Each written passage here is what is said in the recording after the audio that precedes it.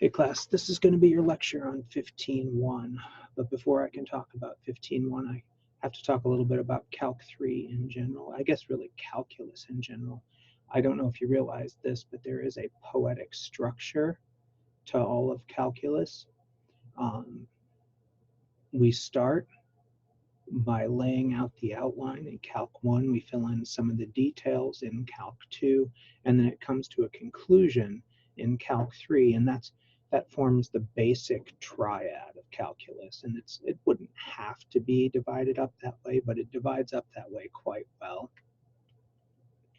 And within Calc 3, you have another triad. If you must, you can think of it as sort of like the Star Wars trilogy of trilogies, right? Except that unlike Disney, we won't choke at the end.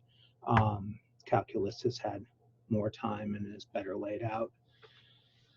But we're in Calc 3, and in Chapter 12, we introduce the idea of a vector function. That's a function that takes one real input in, puts one real output out.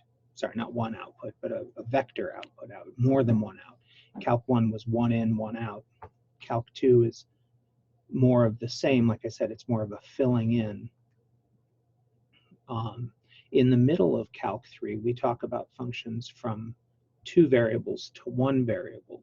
And we explored those really thoroughly in Chapter 13, and then we filled in some of the details with integration in Chapter 14. So that's kind of our Calc 2 analog, not exactly the same thing, but there's a notion there.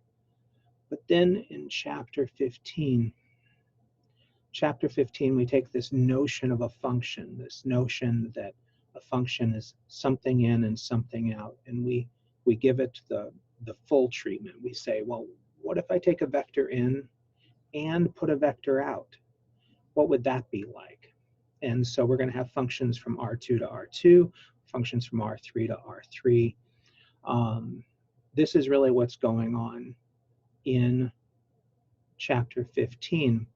But also in Chapter 15, we're going to go all the way back to Chapter 12. We're going to pull ideas out of Chapter 12, out of Chapter 13, and out of Chapter 14. So we're almost treating those first three chapters in Calc 3 as though they're three separate topics, which now we all weave together.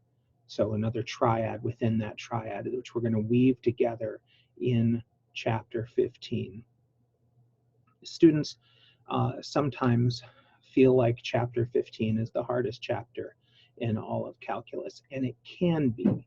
It can be if you have some holes in your knowledge going in. It can be hard to figure out, why are we doing this? Well, we're doing this because of something we did back in Chapter 12 or Chapter 14, or maybe something we did back in Chapter 3 in Calc 1 or something like that. So if there's any holes in your calculus, they just kind of get amplified here a little bit. But if you've been following along, then it can be a lot of fun. And like I said, it is poetic, and so there's just a certain finality to it. I mean, it's not the end of the story. There's way more than this that we can call calculus, but it just puts a nice bow on the series. And I can't stress enough how poetic it is. Now, the poeticism, it's not rhyming schemes and things like that. It's like I was talking about, this notion of triads. It's a structural kind of poem. There's an element of parallelism. I don't actually know the fancy English term for it, but neither do you, so it's okay.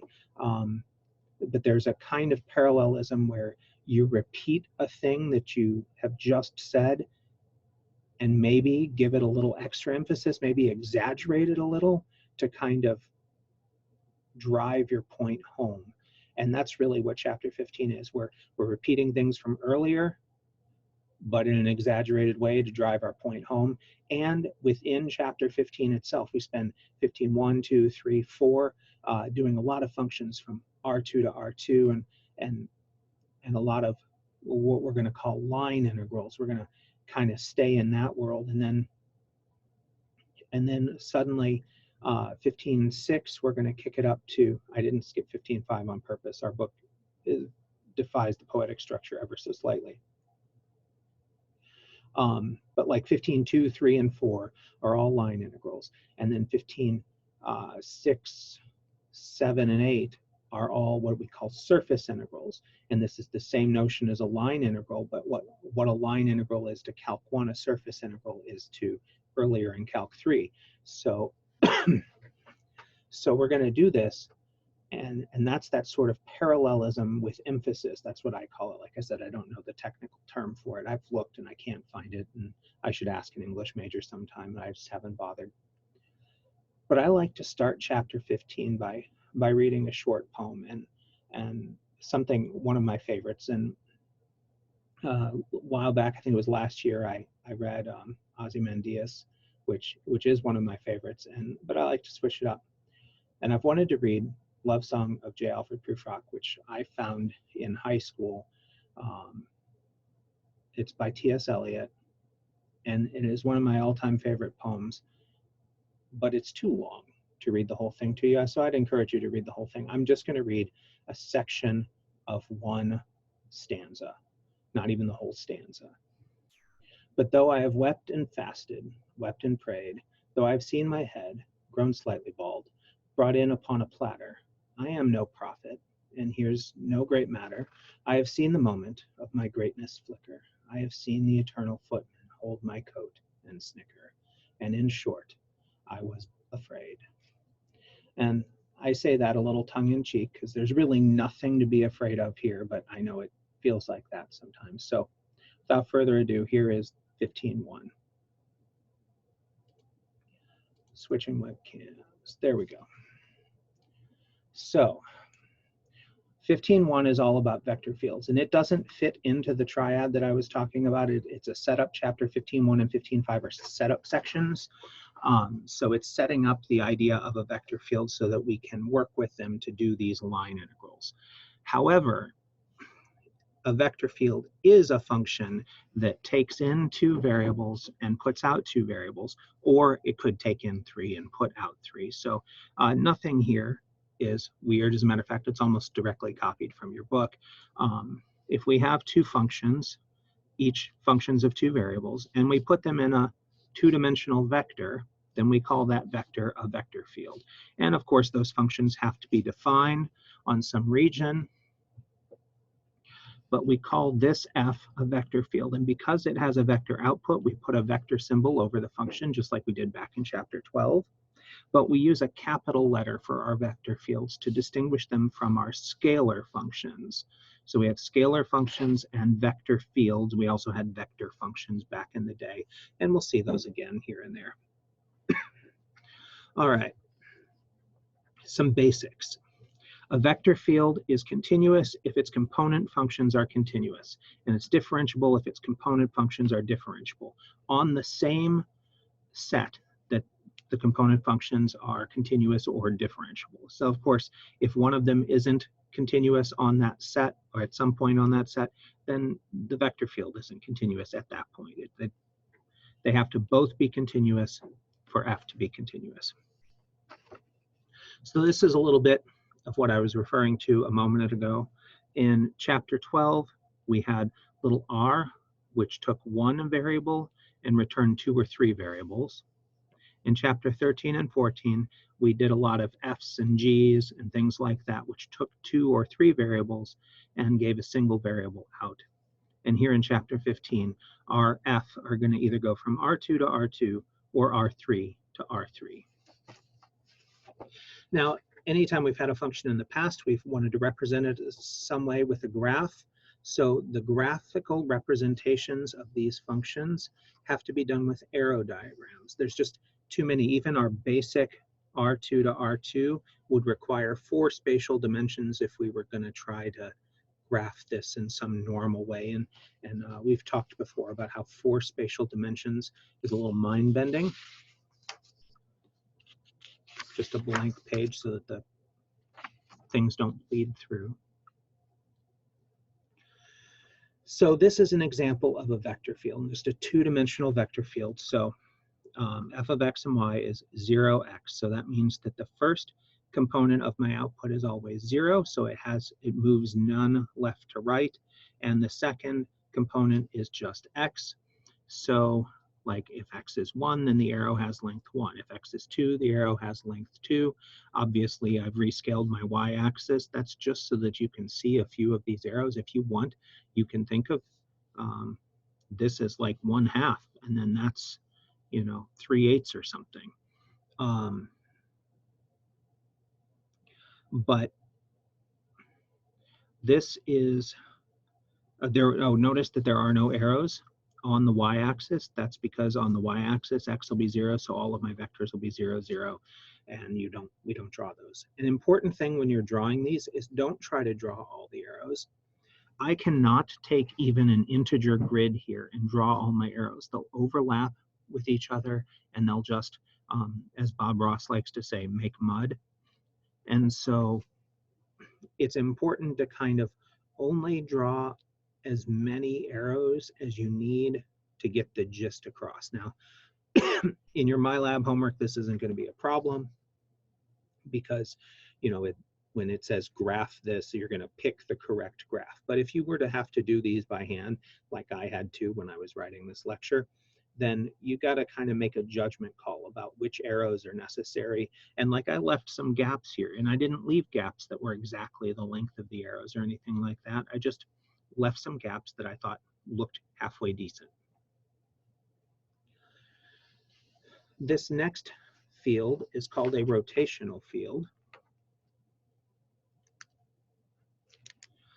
And you can see why. At every point, the x direction of my arrow is negative the y value, and the y value is the positive x. So kind of like this field, as my x gets larger along the x-axis, I get these straight up and down arrows. I've tried to draw my arrows so that the tail of the arrow is coming from the point the arrow should be drawn from. But I kind of cheated on a couple of these, I'll be honest about that. I just wanted them to look right. I didn't go for it to be exactly correct. And so up here at, say, 3, 3, then the vector would be -3, 3. And so you have a vector like so. That's probably not actually 3, 3, but you get the idea. And over here on the negative x-axis, it's going to point down, but not left or right any because I'm on the x-axis. And over here on the negative y-axis, it's going to point to the right because y is a negative number and I'm negating it again, but not have any change in the x direction because, I'm sorry, in the y direction because x is 0. And so this is one special kind of field. Rotational fields are special. Sorry. And we'll talk more about why as we progress through the chapter, but just kind of keep in mind that these are useful fields. Wouldn't be a calc lecture if I didn't have to grab a cough drop.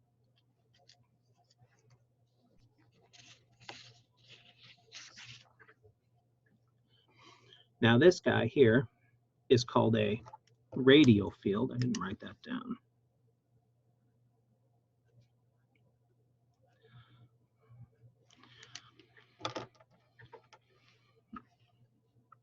And you see, we've just rescaled the vector xy. So in general, wherever we are, we're pointing outward on a line that would pass through the origin.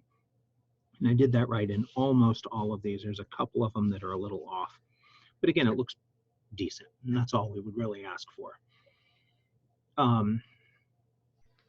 It's rescaled by a power of the magnitude of this. So this particular one, I have p equals 1, which makes every one of these a unit vector, which made my life simpler. I wasn't perfect. This arrow is definitely shorter than that arrow, but they're close enough. And so a radial field will point either straight out or, in theory, straight back in. We could have thrown a negative on the front of that guy or a constant out front, and it would have still been a radial field. So we're They're radiating out or in toward the origin. This is another special kind of field.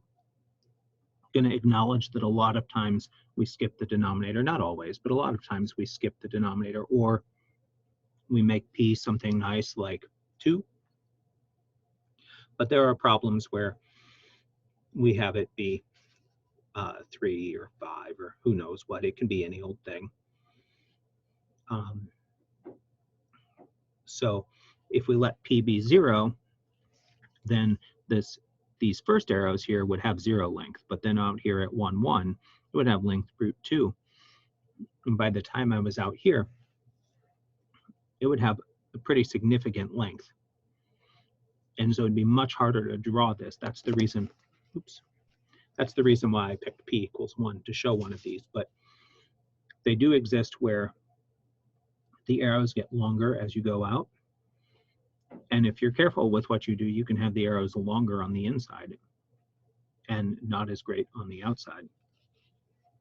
An example of a radial field where all the arrows point inward and the magnitude gets larger as you get closer to the middle would be a gravitational field.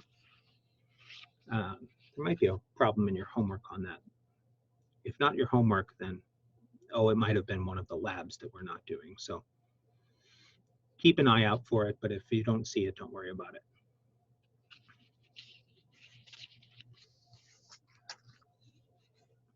So vector fields in R3 work the same way, but they're harder to draw. Just because graphing in 3 dimensions is already a little harder, and graphing something like an arrow where you're trying to represent a direction in 3 dimensions and you're passing other arrows along the way, it's really hard to draw some of these by hand. A few of them are not too bad, but the basics are the same. You would have 3 variables in, and then you'd have 3 coordinates out. So you'd have a 3-dimensional vector for every point in space in your region.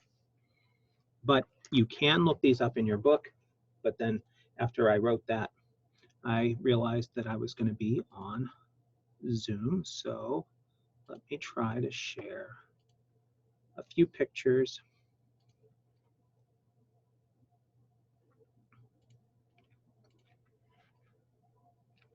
So these are a few pictures that I just pulled. I just did a Google image search for 3-dimensional vector field. But that one there is a radial field pointed inward.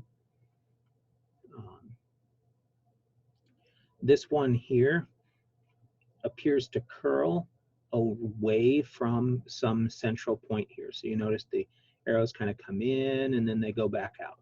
And they kind of have a couple of different directions that they do that curling in, but they seem to be avoiding some place in the middle.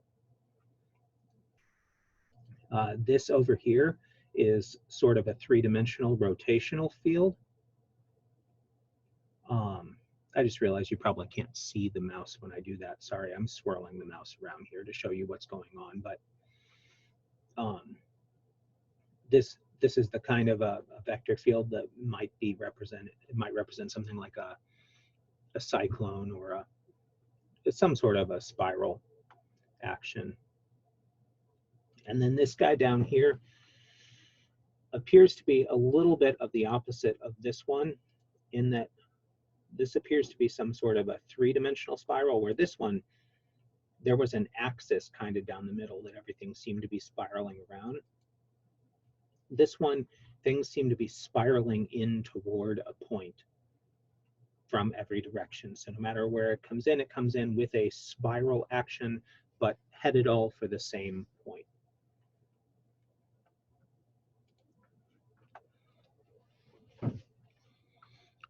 So we're going to work with a lot of different vector fields, and not all of them are nice, but there is a particularly nice kind of vector field that we work with called a gradient field.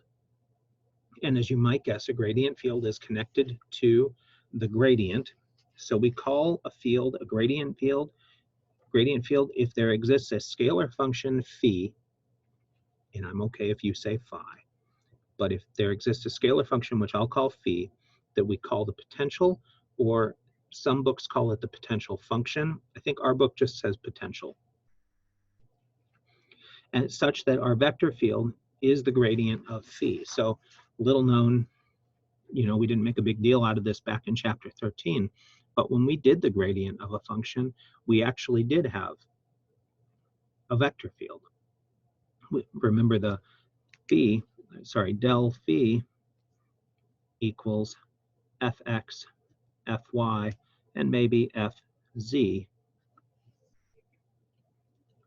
maybe, right? And so each of these were scalar functions of x, y, and maybe z.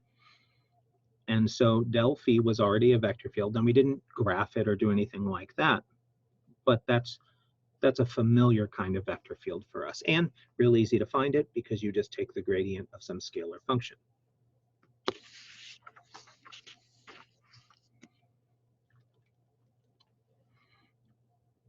Your book's going to refer to equipotential curves, which is just because now we're calling phi a potential. These are level curves for phi. So it's just phi equals c, some constant.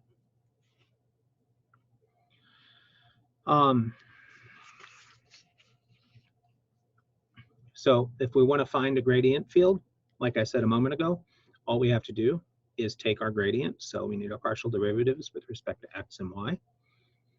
This function is fairly easy. Then we plug them in and call it f instead of del phi, and it's now a gradient field. Actually, we can call it del phi and it's still a gradient field. Your book's going to talk about the slope of the equipotential curves.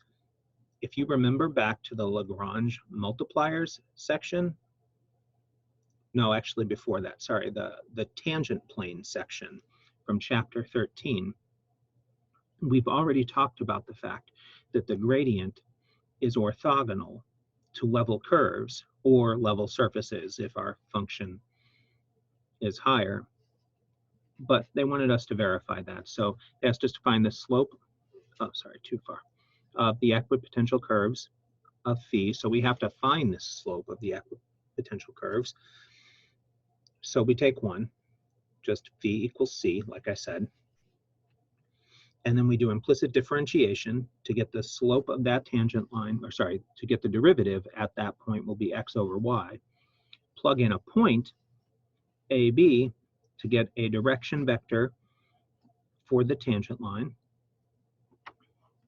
And then plug in the same point to our gradient. And then just notice that those two vectors are orthogonal.